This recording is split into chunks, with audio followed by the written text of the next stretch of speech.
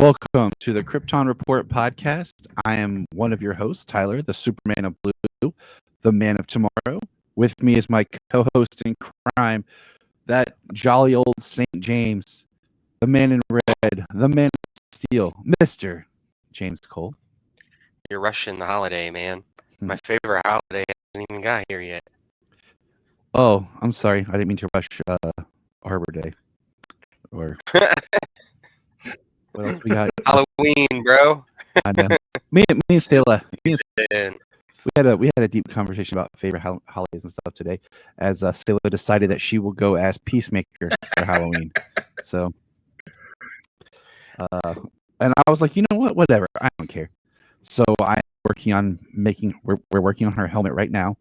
I ordered her a shirt, and yeah. But we have fantastic. I can't wait till you finish that. We are so. I'll go ahead and introduce our next guest, and then I'll tell you more about Sayla's peace journey. I have with us from the Single Bound podcast, Mr. Logan Crowley. Welcome, Logan. Hey, thank you guys so much for having me. I'm really excited about it. I'm glad you're here. Me and Logan, or Logan and I, actually met this summer, which is interesting because usually like we'll have people on the show and then I'll meet them later, you know.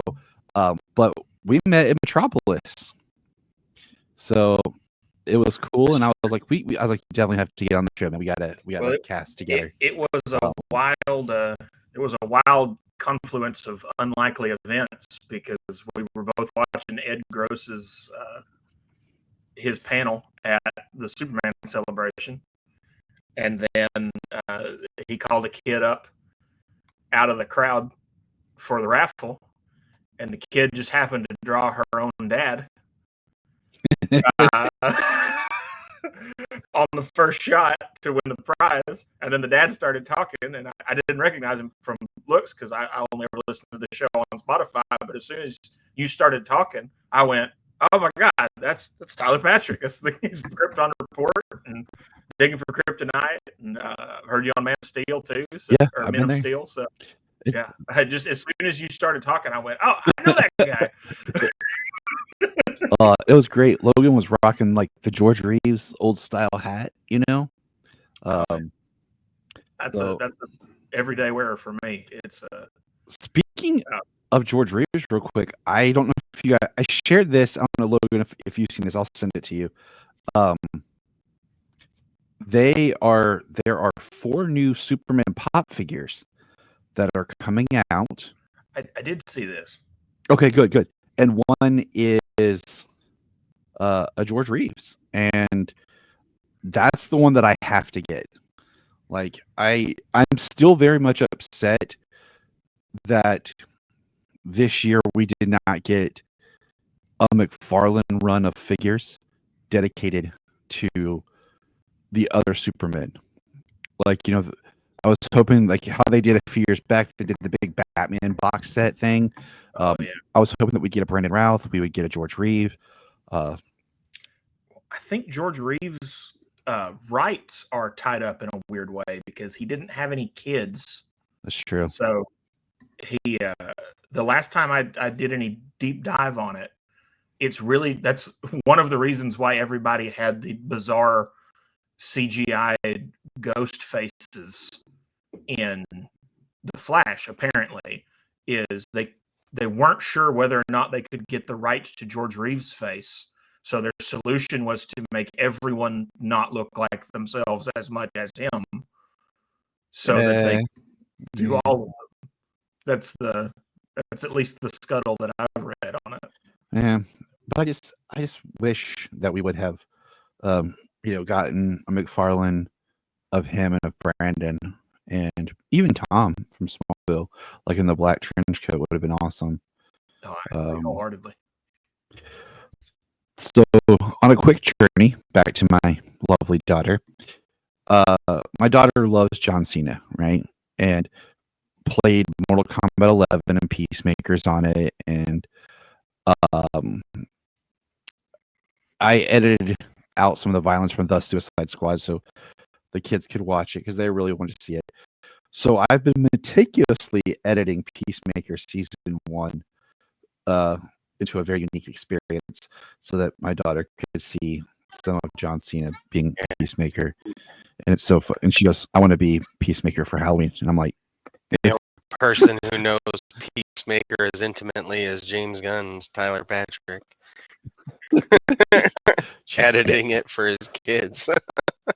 That is some high level dad foo. I'm re-editing a whole TV show so you can watch it. That's how I love my kids. My dad he'd have me watch the regular one, but he'd just grab my head and stick it in his armpit for however long the part I couldn't see lasted. And then he'd be like, all right, you're good. And he'd let me go. That's how it works. Cover your eyes. Looking through the cracks. We still joke about 12-year-old Tyler watching Titanic at my mom's reach, not being able to reach me, but covering my brother's eyes, but can't get mine. And he just tilting my head like, this is a good movie. I had a similar experience when Watchmen came out. Me and a buddy were really excited, and we were in probably the 9th grade. And at the last minute, his mom decided, if he's so excited about this, I'll bet it's going to be a pretty good movie, and decided to come and watch it with him and sat right next to him, particularly through the whole owl ship Leonard Cohen scene. And it was not fun for him. It was a blast. I was laughing as hard as I could. That scene already is too long. It felt like it was about 20 minutes in that scene. I bet. I mean, it's one of those scenes like we get it, but that's not what we're here to talk about, fellas. We're here to talk about two things. First of all, we're going to kick off our conversation with just a light conversation of the 2-issue run of Superman Convergence that came out in, I think, March. I could be wrong. Of 2015. Now these 2 issues are looks like April. What make these 2 issues? Okay, see, I knew it was in the Very spring. close. See, I was close. These are the comics where Jon Kent was born. Okay. They're written by Dan Jurgens, and I had the pleasure a few years back with James. We were at Motor City, and I got to meet Dan Jurgens. And I asked him, everyone's like having him sign, Death of Superman and everything. But I have him sign Convergence #1 and the Superman Lois and Clark #1. And I said, it was really great that when you wrote these books, the year that, 2015, you wrote this story about the birth of Jon Kent, is the same year that my son was born. So while you're making Superman a father in the comics, I'm becoming a father in real life. And it just really meant a lot to me as a Superman fan. And then we talked briefly about Bendis, who I despise for aging up Jon Kent. Yeah. And then there is a very interesting recent issue of Shazam that I hate. It was just a one and done throwaway book that I think could really help with some stuff. But I think it's Shazam 20. I could be wrong because I don't have it in front of me. But anyways, so it's 10 years of Jon Kent, and the character just means a lot to me. As the year that Superman became a father is the year that I became a father. So, that's beautiful. I totally understand. He hits me in a big way too, because it feels like a long time now, but the biggest gap in my comic reading in my life was during the New 52 when Scott Lobdell took over the Superman books. You didn't miss much. Well, I got so mad I quit, and then I was also in college, so it was a lot more frugal for me to get mad than it would have been for me to stay on board. But I came back in 2016, and the comic shop that I go to, my dad worked there for 20 years when I was growing up or something like that, or 17 guys who run the store because I know them really well. And it just so happened when I came in, Lois and Clark #1 was on the shelf. And I thought, well, hey, #1 new Superman book. He's got a beard. I was out of the loop. And golly, it just, that book hit me like a ton of bricks. And my wife read that. That was the first comic my wife ever read monthly, was Lois and Clark, because she wanted to know what she just read for all seasons a couple years before that. So she was interested in reading more Superman stuff. So me and her read that together, and then I was off to the races. So that Jon Kent means a lot to me for that too. I think a lot of people have that relationship with the Rebirth Superman to some degree or another. It feels very much like a homecoming for fans of the character. I really agree with that, because at first I didn't read the book, I think, until issue 2 came out, and I had to go back and find issue 1. Or yeah, that feels about right, because at first I didn't really look at what the title was. I was just like, oh, it's going to be another just Superman title. Like, I thought it was going to be just another kind of off the side Superman title, right? Yeah. So I really was like, I am not gonna commit to another one, and then when I really started to see and read about like what was coming out of it, I was like, oh, this sounds so interesting. So then I was like, well, yep, gotta go get that book. And I remember just kind of getting them all and reading it. And I've read it. I've gone back several times and I've read it. It's just a really great story. And I think people devalue how good it feels, because comics, a lot of it is the illusion of moving forward. But when a character, especially one as long-lived as Superman, I think that's what makes the Triangle Era so great. Is the Triangle Era felt like a lot of forward motion. But then when Loeb and Kelly take over, it's wonderful. I love those comics. But as far as his progression of his status quo and his personality and everything, he got married. He came back from the again for a million different reasons until, these books we're talking about today, and Lois and Clark and Rebirth. And then it feels like his family really has progressed, and his status quo has progressed since then in a way that it wasn't allowed to for a long time. And what James, you always say, like comics are like continually in the second act. Yeah, comics pretty much exist in a perpetual second act. There's like no end. And always just keeps moving forward. And I feel like, I thought, Jon Kent, in the story. So let's just talk about in the story of Convergence. It's Lois and Clark are on this planet world that has a dome over it.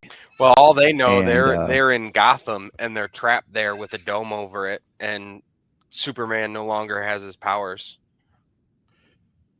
And because he doesn't have powers and everything, it's different than being under like a kryptonite effect where Lois gets pregnant. And then the gist of it is all these people are released to battle. And it's basically all these timelines that have been brought to have been saved outside of time by Talos with Brainiac. And we have the Flashpoint Superman basically kidnaps, steal Lois because he sees Lois as the only person that was ever nice to him. And then sees that she's pregnant, takes her to Batman, who is Thomas Wayne, and John's going to be born. And then what happens is Clark shows up and John is born, but he's born in the Batcave of that, And I was like, that's cool, but like, I think it would have been more if Thomas had actually delivered the child. You know, just because there's that connection and everything. But No, I agree with that. I often refer to Flashpoint as the universe of missed opportunities because it feels like in this, this is the original Flashpoint comic, but everything that ever ties in with this universe, I feel like is the best it ever is cool with an asterisk. Mhm.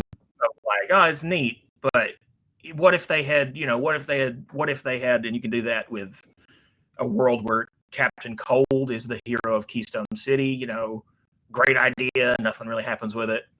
The idea that Abin Sur, an alien, is having to be the Green Lantern of a world of humans that aren't like him, great idea, nothing really happens with it, and that's true here still. The idea of Thomas Wayne and Superman meeting and delivering his kid, and it just doesn't quite get the time to breathe. I think a lot of times with Flashpoint, they're always rushing through anything with these Flashpoint characters for whatever reason. Mm-hmm. And I just felt like, I don't know, Superman delivering his own child. It's kind of like, yeah, okay, but like the idea of needing to rely on someone else, and this case being Dr. Thomas Wayne kind of comes out of retirement and is a doctor again to bring in Superman's child.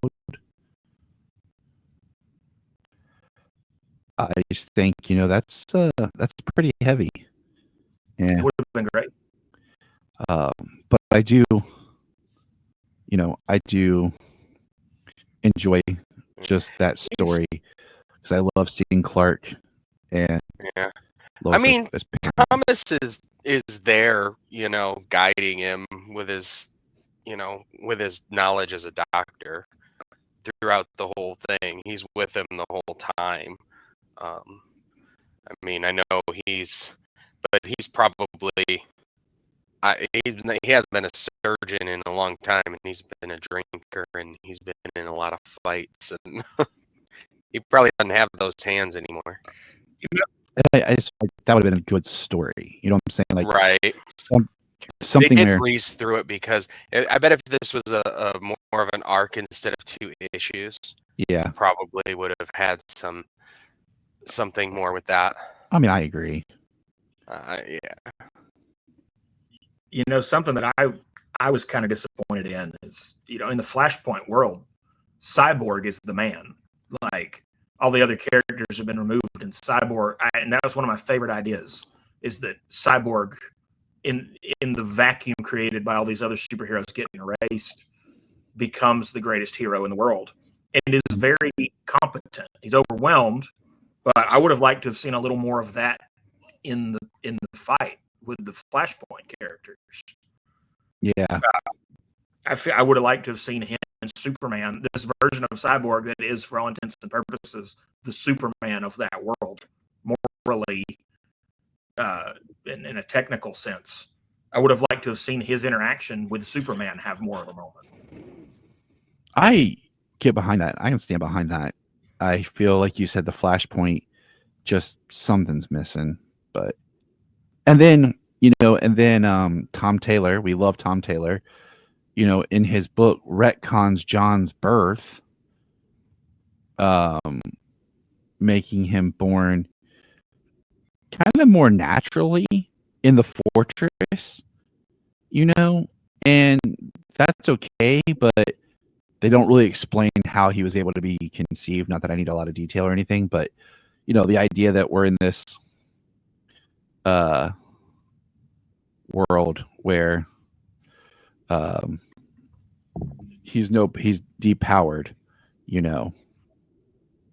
But I will say I don't have anything against Tom Taylor as a guy, and I struggle with how much I dislike Tom Taylor's writing, because a lot of the people who don't like Tom Taylor's writing dislike it for reasons that I don't really want to lump in with.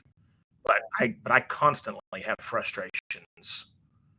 I feel like Tom Taylor's writing comes across a lot to me as very fanficky, in a lot of like Like a lot of the emotional stuff is really shallow a lot of times. And I feel like the significance of this being in the Batcave delivered by Batman's dead father really, or, with his guidance, I feel like that kind of went over Tom's head when he switched that out. I mean, even if it had been Batman, if you're gonna retcon it, because I guess convergence never happened now. And in fairness, I don't know that I ever understood what was going on in convergence. So I've tried to go back, but that's an event that if you missed it the first time, trying to figure out what order to read everything in is. I feel like the only purpose of convergence was to have fun one last time with some of these characters and timelines, and then to move that post-crisis Superman into the main continuity, and have your death of the New 52 Superman, and then have him replaced with this post-crisis Superman as almost like a cheat of, oh, how do we get back to Superman and Lois being married and this more mature, older Superman who's a leader? Well, we'll just kind of do this. I feel that's the only thing that really came out of convergence. Yeah, pretty much. I mean, for a storyline that basically has 89 issues, that's every tie-in. Yeah, it's that being the only thing. I mean, it's solid. So bringing Jon Kent and bringing us that Superman, but yeah. Do you go ahead? I was gonna say, Logan, do you have the DC app? I do. I have it open right now. Okay, I'm gonna try to find something real quick and send to you, but just I sent it. Let's see if I can find this. But yeah, so I mean, there's not a whole lot to that issue other than the beautiful birth and everything that is for Jon Kent.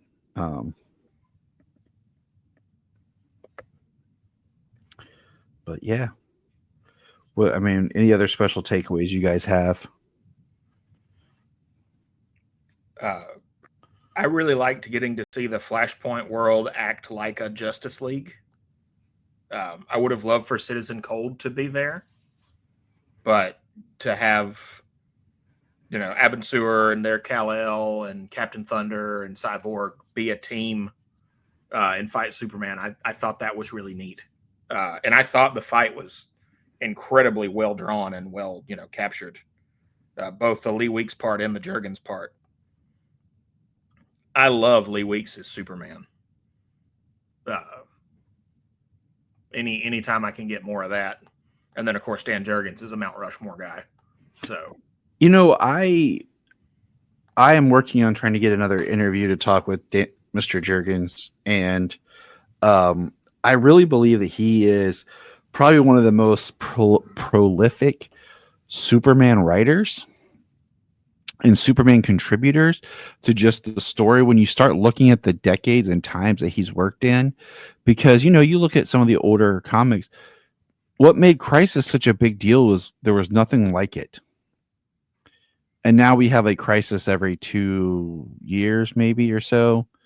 And it's just gotten ridiculous. Yeah. But you think about how Dan has worked in comics on Superman post-Crisis, death, in the death of Superman, in Rebirth, in New 52, in the current, like, what I'm saying? Like, it's just, I think his influence, spans and covers so much that I don't think he often gets the He's almost like a Claremont for the X-Men. He's contributed so much to what people consider like seminal stories for Superman over the last few decades. Well, yeah, I mean, if I close my eyes, if you say Superman and I close my eyes, it's Dan Jurgens' art that I see. mm-hmm. And that's even considering like his look for Superman is not really my ideal. I like a more chunky, corn-fed Superman if I get to pick, more Mhm. like Mike Wieringo or Al Plastino or something like that. But that doesn't change the fact that if you say Superman, my knee-jerk reaction is Dan Jurgens' art, because I think he does the most quintessential Superman that there is. And I think he is the one guy. I think he and Kurt Swan are the two spots on the Superman Mount Rushmore that are locked in. We can debate till the cows come home after that, Mhm.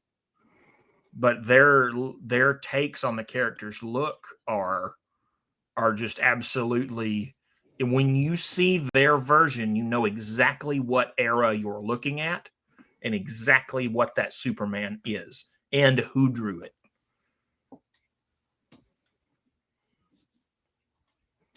It's true. Exactly.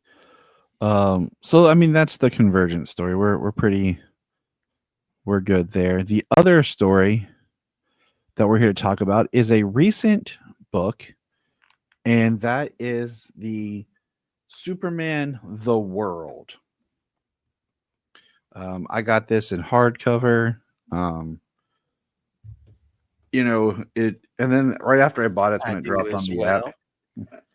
app. And I like this in theory, an idea. And Logan and I talked a little bit about it. Just, these stories take place of Superman stories in the United States, Spain, Italy, Syria. Hold on, I'm trying to read. Cameroon, India, Argentina, Turkey, France, Brazil, Poland, Mexico, Germany, Czech Republic, and Japan. And of course, the first story, Let Slip the Dogs of War, Dan Jurgens, and it takes place in America. And this is probably my second favorite story out of this. But Well, each of the artists and writers are from each region, each country. which I think is fascinating because they really try to put their spin on the story. So let's get into this. And like I said, we can tell which one's our favorite as we go. But the Dan Jurgens story is basically Clark and Lois are on a plane, and something's going on, and Clark has to go to the bathroom and find a way to sneak off the plane. And there is a giant kaiju looking thing. Would you guys Basically, say? yeah.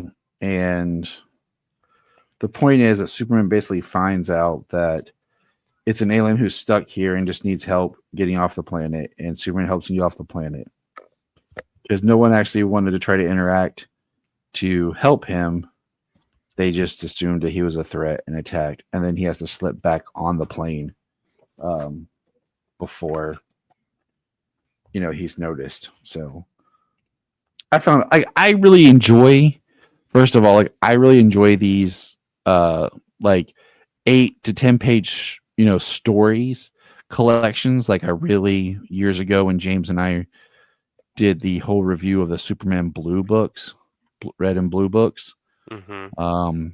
When they did that whole run, do you remember that, Logan? Like when they did like Wonder Woman like black and gold, and I think Harley was like red and white or something, like where it's just different artists, different writers doing these shorter stories in collections, and I really like that. So like the idea of this was pretty exciting for me, just up front. But at the end of the day, I don't know if I loved it as much as I wanted to. I think, yeah, I'm in the same boat. I think some, like my top three were the Czech Republic was my favorite, and then Poland, and then Mexico. My favorite is Superman in Granada. I really like that. Actually, I really like Yeah, that one. Jorge Jimenez and Alejandro Sanchez. That one's a really good one. That's my favorite because I love seeing like just like Superman down with the people, and like he's doesn't have his powers and no one believes he's Superman, and I just love when it's the little girl is in danger and he goes to save her knowing he doesn't have his powers, but that's what, kickstarts his powers returning. And then he goes and helps everybody. And then everyone believes he's Superman. And, I have a soft spot for like Superman, just like, in the costume, no powers. And everyone's kind of like, oh yeah, all right, sure, guy, dude. I would think the India look for Superman would be up your alley there, Logan.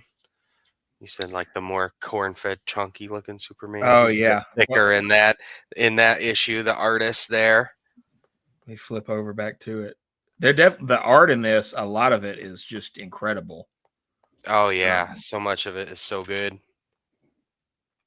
But I feel like a lot of them either took this as an opportunity to do a tour of their country. Yeah, actually, I might have lied a minute ago. I think I might like India better than Mexico. I'm glad you pointed that out. I had forgotten about this one as I was flipping through.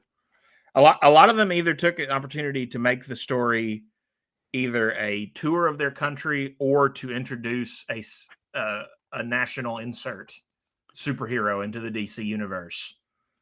I thought the Italy one was interesting, like him kind of like in the inferno of hell, but I felt like it was a little like intense. And yeah, I know, it was almost like they were trying to invoke like a Dante's Inferno feel, right? Because it even has like him writing it and writes, "This looks like a job for Superman." I kind of wish that that was when I could have really benefited from like a whole like story. But yeah, what is it? Is it the Cameroon one has the local folklore, but like inserts their own heroes and everything, like you're talking about. Yeah. What is it? Passamoto. Mm-hmm. Yeah. And some of these are good characters, but I think the page count was working against them because they have basically, if they want to have any action, there's got to be a fight. If they want to introduce a new character and make them look good, they've got to do well. So a lot of those stories are some character you've never heard of just kind of trouncing Superman for a little bit. And I don't, while a lot of these characters, especially the Cameroon guy has a great look. I would love to see more of them. I don't know that this was the best use of your time. Right. No, I 100% agree. Like I'm flipping back to like the India one I do like. Yeah, the Poland one is really good, and I did the the Czech Republic one is one of my favorites. I like the suit. He's older. He's got the old white beard and the gray hair, and he comes through the entire place just to get a video of his mother, because he's always had Jor-El in the fortress, but he's never had anything of Lara, and he finally tracks something down, and that's really awesome. The Brazil one was interesting. The art on that one, I feel like kind of let me down. There was a lot of that where I was having trouble telling what was going on. And I feel like sometimes that's the problem. Like, not the problem. It's art, it's subjective, but there might be a great story, but the art I just can't get through. Yeah. That's why Tyler's never read Arkham Asylum. Hey, I am making my way through it now that I have it on the app. Oh, are you? Because I've always had trouble reading the words. I'll tell you, I might be. I thought I was the only one, but I have never finished Arkham Asylum and it's been about a decade since I've tried. But certainly when I was younger, I really wanted to read it and couldn't tell what the hell was going on. Yeah, like I couldn't read the words, and then I was like, okay, I downloaded it from the app so I can go, panel by panel and all that and blow it up and really look at it. So I started reading it and then just haven't gone back because so much other stuff to read to actually record on. The art and the lettering in Brian Michael Bendis's Hellspawn run is very much similar to Arkham Asylum. So it's a tough one to go through too. On that lettering front and Superman related, somebody, I don't know if it's a Bronze Age thing that I had never seen before or what, but somebody in the Superman office a few months ago decided that Bizarro's speech bubbles needed to be black with dark green letters.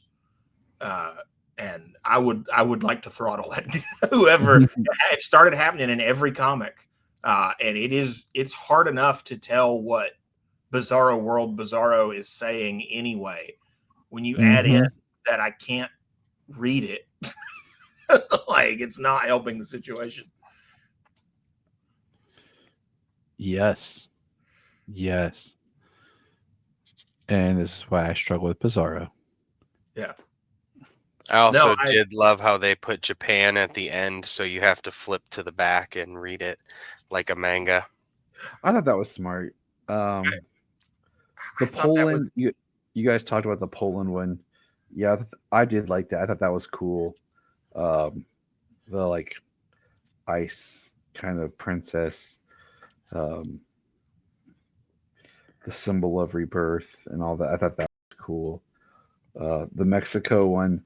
The Mexico one I struggled with because the art was a little jarring just from what we've been dealing with to all of a sudden being like, boom, here's something very playful and cartoony. Even though the story was, pretty good, but the German one, the art, it was. Did you have fun pronouncing all of the Mexican deity and names throughout here? Reading all of their backgrounds and stuff. That's the joy of just reading to yourself. I don't have to screw it up, and be on, Well, the joy when you're by yourself is, can you try and pronounce it? What does it sound like when you try and pronounce it out loud when you're by yourself? And then when you go back to it later, like, oh, so that's how it said. Oh, I screwed that up. I did feel like, interestingly, the Mexico one seemed like it had the most trouble translating. And that was weird because where I live in Georgia is about 50% Hispanic. So it was weird to me that would be the issue, that they seem to have trouble getting the sentence like conjugation translated over right, even more than the Czech Republic or Cameroon or some of these, places where it seems like they would have been able to find somebody who could have done that. You talked about Germany. There's something about the Germany one that I don't know, that feels kind of snide. I can't really put my finger on it, but it almost feels more like they're laughing at Superman than laughing with him.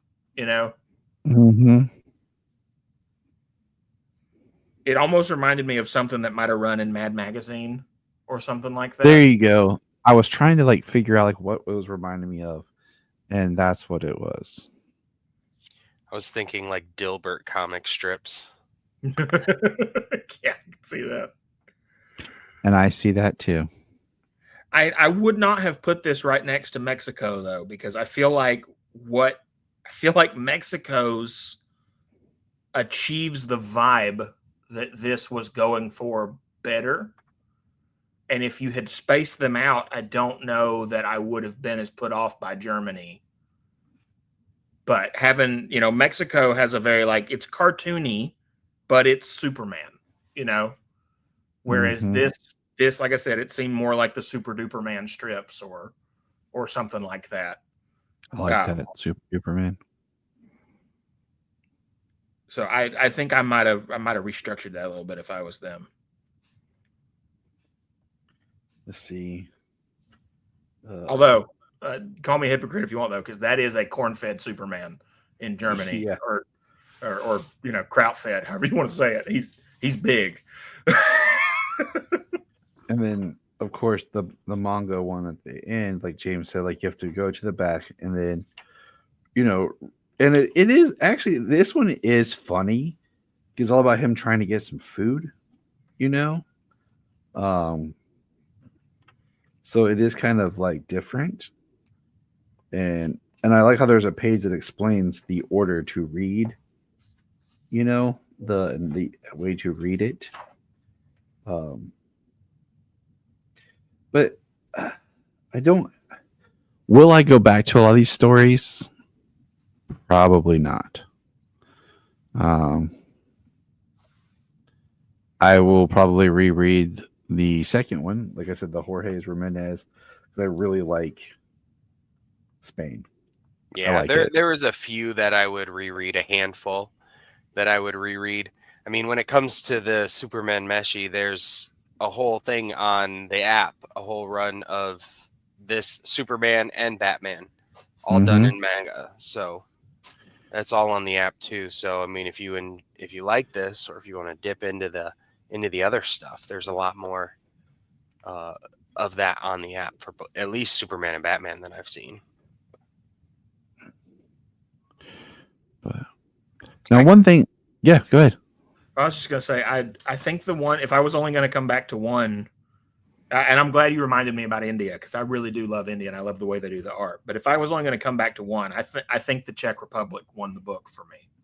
I think that's a great Superman design. The art and the colors in that one are just incredible, and it was the one that I feel like, most importantly, I feel like it used its runtime the best. Right? It got in. It had a very heartfelt moment. It showed you a very interesting world, and then it got out. I would, if they said tomorrow there was going to be a 12-issue run set in this time period with this Superman, I'd read it. I'd buy it.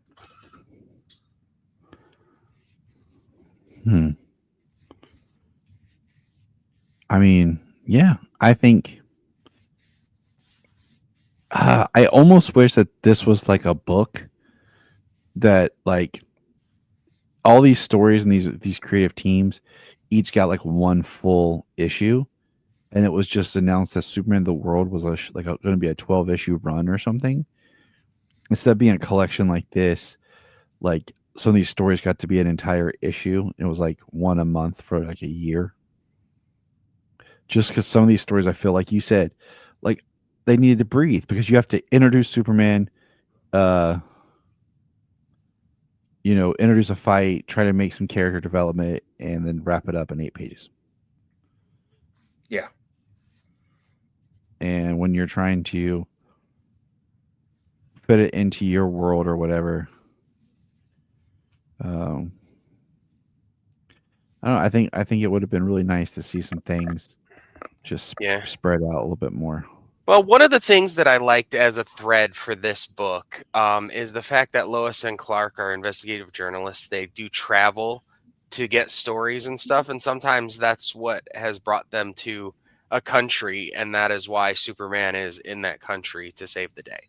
And that's a nice little through line that they used for a decent chunk of the stories. Mm-hmm. A problem I had throughout is I felt like a lot of these writers, and I'm not saying they shouldn't have picked people from these nations, but I feel like they went, are you a talented writer and artist from this nation? You're hired. That's the last question. And a lot of these you could just tell that they don't really know much or anything about Superman and his world. Like, I think it would have been really cool if the Mexico one did something with Gangbuster, or there's just that's one example, but there's a lot of multicultural, multinational characters from some of these countries in Superman's world. Would have been cool to see them show up in this. And I did not get the impression that the writers were aware of a lot of his continuity, to be honest. Yeah, it makes sense, because a lot of them don't show up a lot of the times, and there are quite a few characters around. But also, at any point, like, new characters or existing characters, what other chance do you have to just write a story and add and bring somebody in? Mm-hmm. It's an opportunity. You know what was an interesting omission to me is there is not a China in here, and with Tom Keenan as the character that he is, that surprised me. I would have I thought I was waiting as I was going through for a Kong Keenan written by a Chinese writer, an artist, to show up, and that never came about. And it was kind of sad. Like, we were talking about this recently. I was talking to my friend Brian on the podcast here, and I was like recommending that run. Like, I really enjoyed the Superman of China. I just wish that Kong Keenan would have gotten his own moniker instead of having to constantly be referred to as the Superman of China. Super Dash Man. Yeah, like, like I wish, like, something he would have gotten his own name more than like. I really enjoyed that comic. I wish Mark Waid and Philip Kennedy Johnson had as well, because it was very clear when they were writing the character that they didn't know anything about him. He starts out as a bully. He's much more of a Booster Gold almost type character, who is living up to being Superman. And then when Mark Waid had him and Connor team up, Keenan is not exceptionally smart. He's a little bit broy, and then when Mark Waid brings him in, not only does he have Keenan speaking English, which has been established many times he does not know how to do. He's getting in all the other books, he's getting translated by robots or stuff like that. But he's having him explain complex math and stuff to Connor, and Connor is being treated like the doofus. And I think that probably came from a good place, but I just want to be like, hey, Mark, I kind of feel like you just went with a pretty stereotypical Asian personality for this character that doesn't have one. And that's not cool, I feel like there's just took Connor back to the 90s where he was acting like that, where he's been more mature lately since his return. Yeah, there's been a real thing with, I get why they wanted to take Connor back to the jacket look, because the t-shirt is boring. But I don't think that taking him back to the jacket characterization had to come with that, because I think that the Jeff Johns era of Superboy really had him go into a lot of growth that was fantastic to read, certainly at the time, and I love to go back to it. And between that and and his Superboy run set in Smallville, and then the Lemire Superboy run, that's the Connor I wanted to see back, because that to me was the first time he felt like, oh, this kid could grow up to be Superman, Yeah.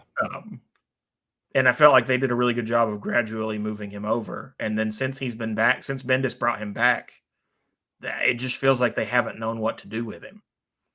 And it still baffles me. They haven't. We've had many discussions about this.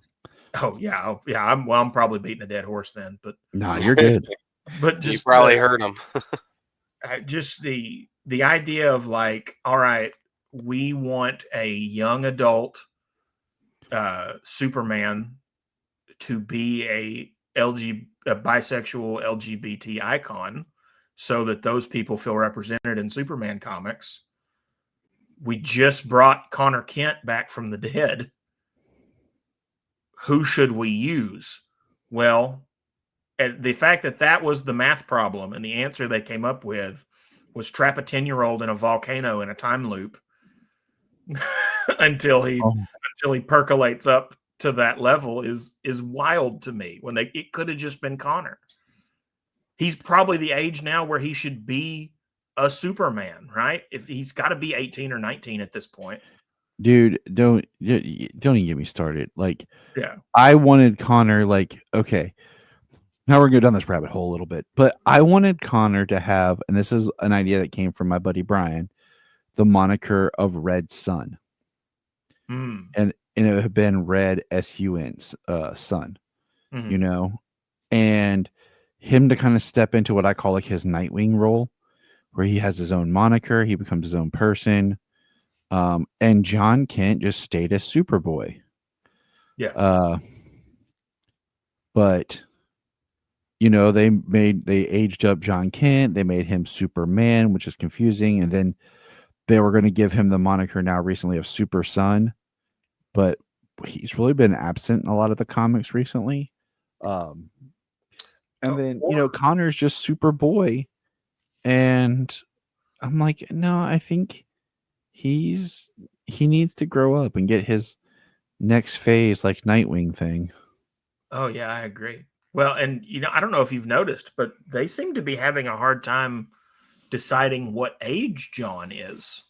In Yeah. the Treasury, he's a kid again. In Superman Unlimited, he seems to be very young. And then in the Wonder Woman book, he seems to be Damian's age. Don't even get me started on the whole Wonder Woman with Trinity thing that I still doesn't know how this is going to work out.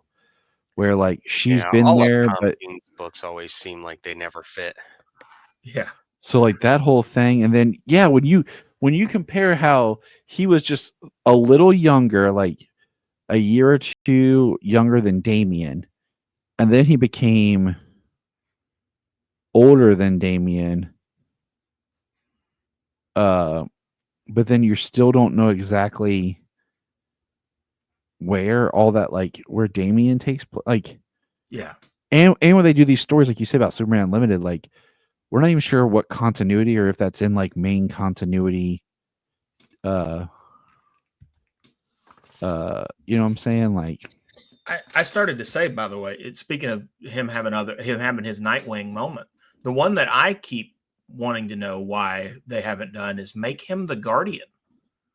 They already years ago they gave him the Newsboy Legion and Cadmus as part of his setup, as part of his superhero world. He's friends with Double X. He even already originally had a golden Superman logo.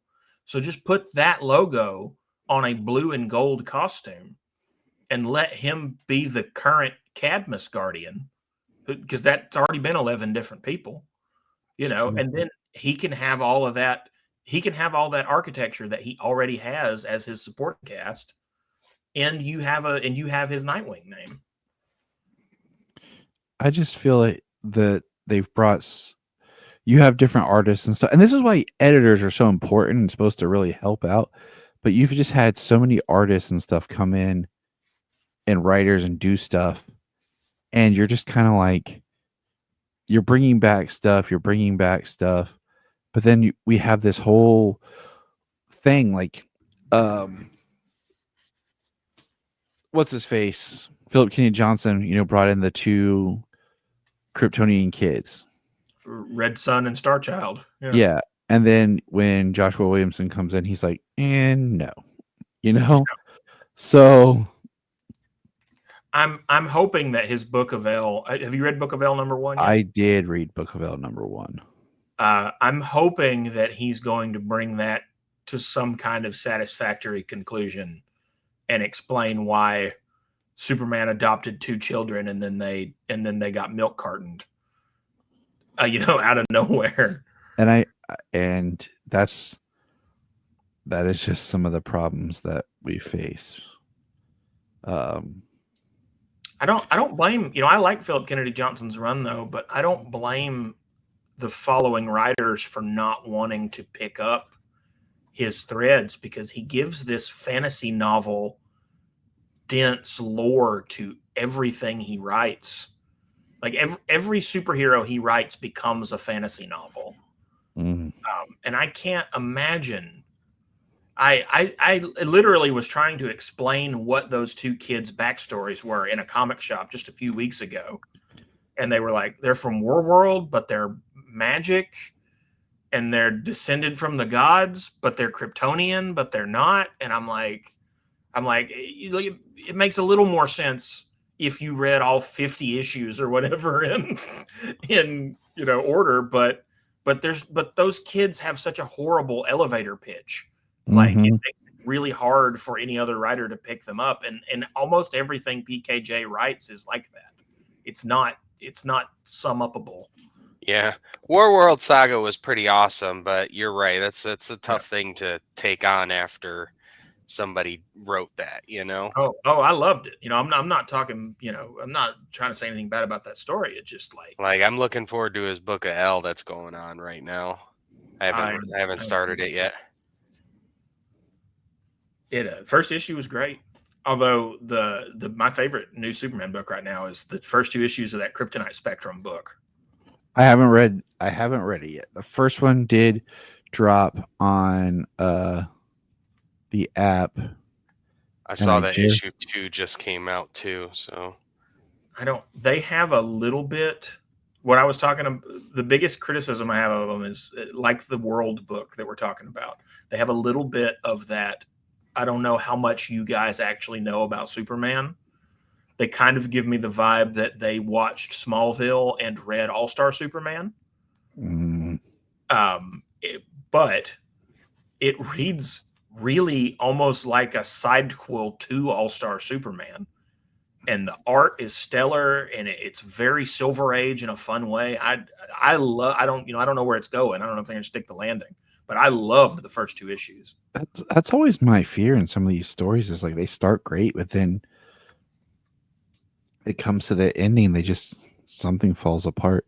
Now, Logan, one thing I did mention at the top of the show, but I'd like for you to kind of pitch and tell our listeners about your podcast, what it is that you do and everything. Your podcast, your show.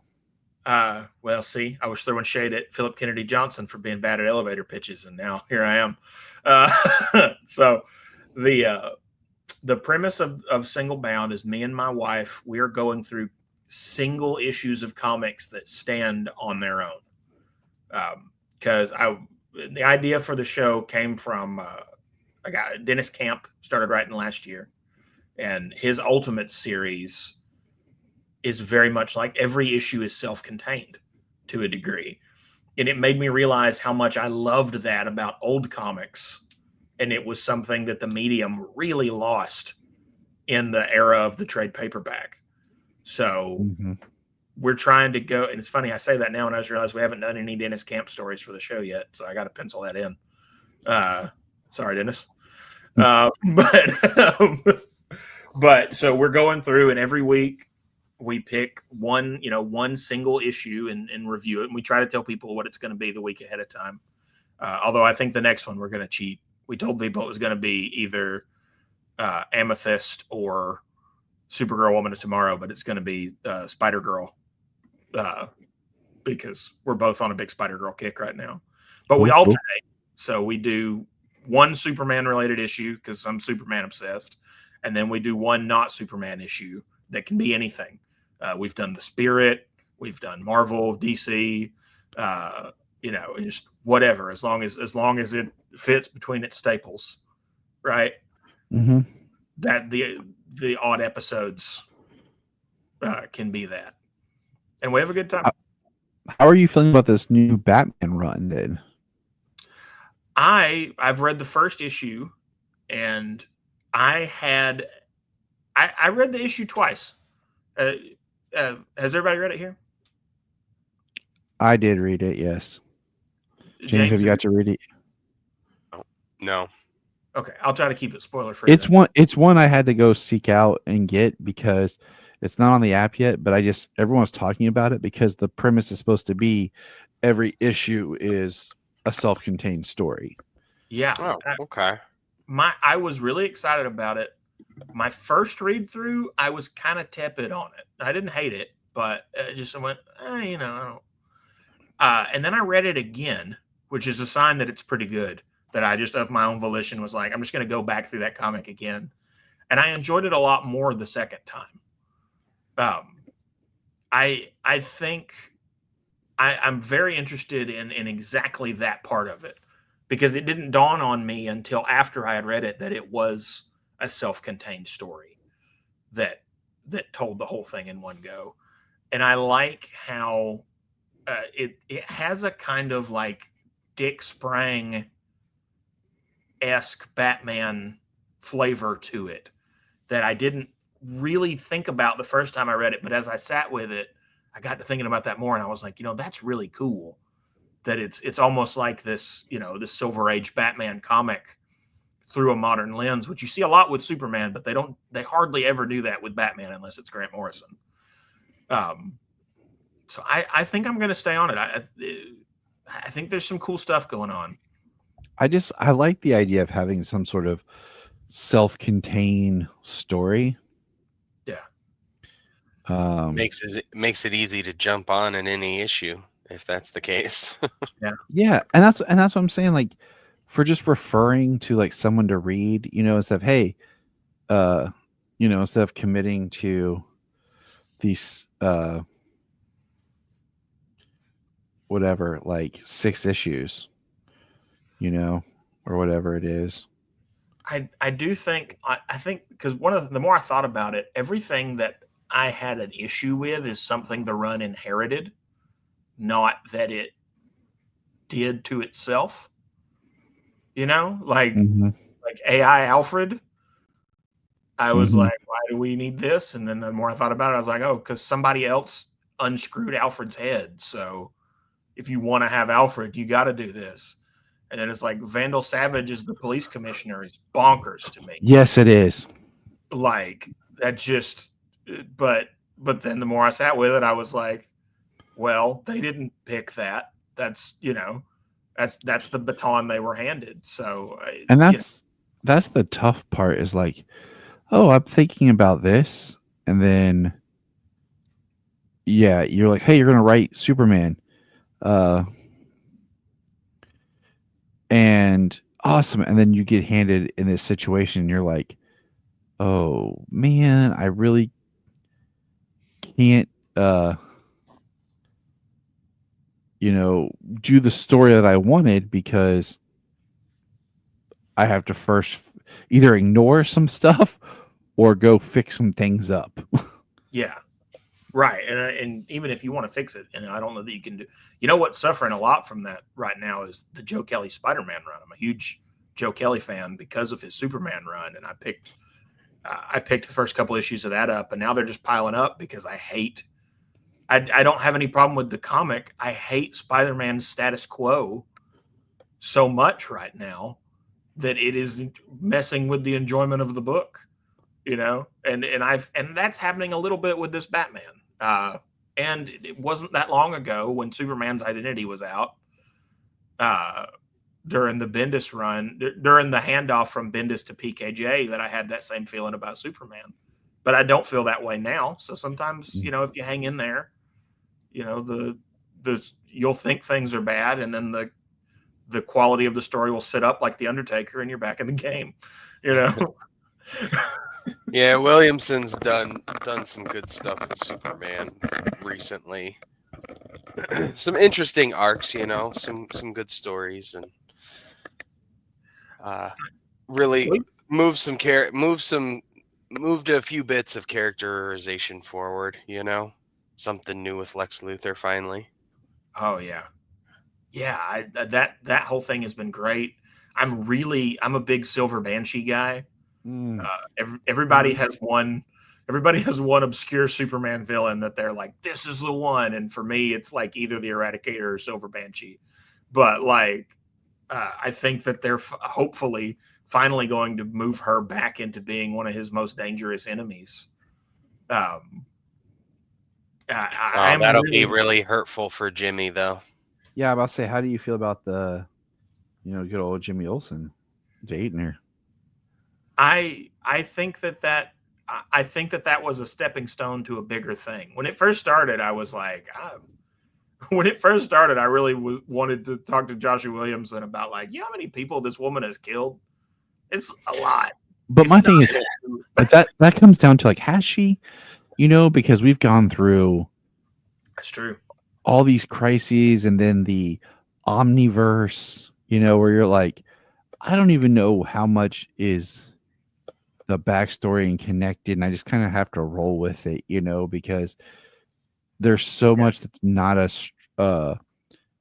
through line anymore. And I think that's where, even as fans who continually read, these things, we get really tired, Yeah. and we're like, and we reach for such things we go back to, like For All Seasons or All Star, something, a self-contained story that I can understand this world, and I'm not like, well, did this happen here? Does this work? Does, when did this happen? I mean, they had to retcon like Superman fighting Doomsday and stuff to Jon Kent learning about it and understanding it and all that. Like, Mhm. so I don't know, but Yeah, I mean it's really tough, over the years, the way things change, all the different writers, all the different stories. Um, it is kind of cool just in the modern era how they have um how they've opened up the history, the stories. Like any writer can kind of take something obscure, a story they enjoyed from years ago, and kind of pick up from there, and what's happening now as a result of what happened from a story 30 years ago. Mhm. mhm. Yeah, it's tough. But I said that to say that, once I kind of put those things away and realized that, oh no, they're not turning Silver Banshee good, really. They're setting her up for a fall back to kind of where she was in the Burn era. Right. I'm rereading the Triangle Omnibus right now, Oh, and nice. one of the last Silver Banshee stories I read, she tackles Superman out of the top story, like, window of his apartment, and when they get down to the ground, she punches him in the mouth, and he's out. He's unconscious. Fair fight, looking at each other, clock cleaned, right? And he takes him where he's going, and I was just sitting there reading that, going, God, this, and she didn't have kryptonite, maybe the magic thing, but that's always wishy-washy. But still, Mhm. like, this character, you fast forward a couple years and she's just one of the Revenge Squad, and Yeah. she's beating up and she's teaming up with people like Puzzler and Helgramite, Bloodsport, and I it's like, think that comes from writers not knowing what to do with certain characters, yeah, and how to write them. And I think that Silver Banshee is a character that I would like to see come back in some form in live action, uh, because it's could be a top tier Superman villain. yeah. Um, Well, she has such a great look, and one of the things I like about her is potential. Like, she's cursed because of the family she's in. That's how mhm. she ended up in this situation.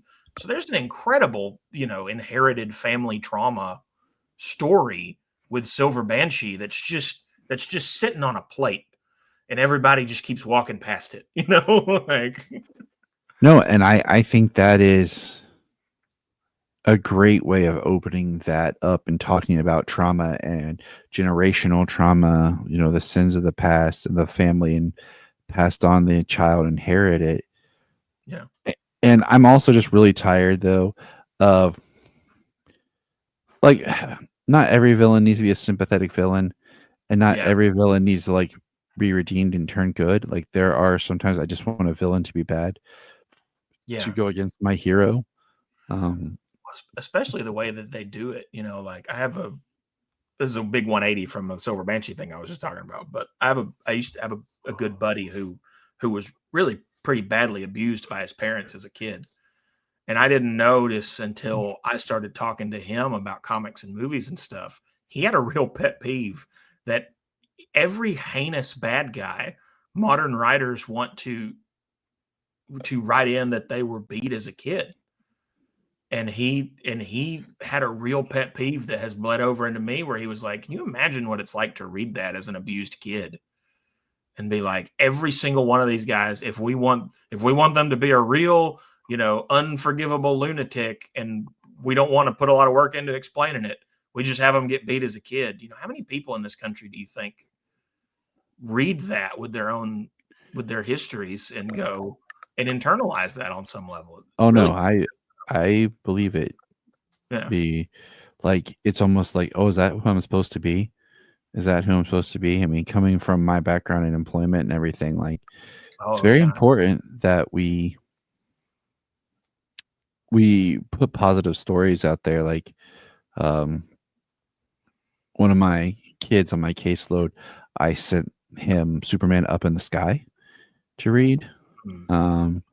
And then I found a couple of Superman books at Dollar Tree that are $1.25, and they're all issue ones. And I sent to him, just and trying to pick the stories that I think both positively impact kids in these, in these situations. But I think we're gonna put a pin in it for today, guys, just because we've talked about it, and I think Logan, you could definitely be someone that we need to have on more often, because we could keep talking forever, and Yeah, who know, anytime. who knows where our conversation could continually take us. But anything you want to plug or say before we get out of here today? Well, yeah, I kind of did the plug for Single Bound, and we're on Spotify and barely on YouTube right now. We're very early days. I will say our email is singleboundpod@gmail.com. If you are listening to this and you email and you listen to podcasts and you have a question and you email and it seems like they never get it because it's just lost in this massive inbox, my brother in Christ, this is your moment. There is nobody in our inbox. If you send one in, it's going right to the top shelf. So please, if you have an issue that you want to recommend or a question or anything, this is where to jump on. But we have a lot of fun over there, and we're a read along podcast with a very low work effort barrier for entry. It is usually only going to be about 24 pages you got to read to get ready for the episode. All right, That's good. We're like, yay! All right, Yeah, sounds good. We're like, which 300-page storyline are we reading? Let me also say, and I can brag on it because I didn't write it. I think we got one of the best theme songs. My buddy Ed put it together. He's a rapper, and he recut the Fleischer intro to a hip hop beat that he wrote. And God, I listen to it for fun. It makes me feel like a big narcissist, but but I've got the one he sent me is about 2 minutes on a loop, and it's a legitimately good song. Nice. Check it out. There you go. All right, everybody, check out Single Bound.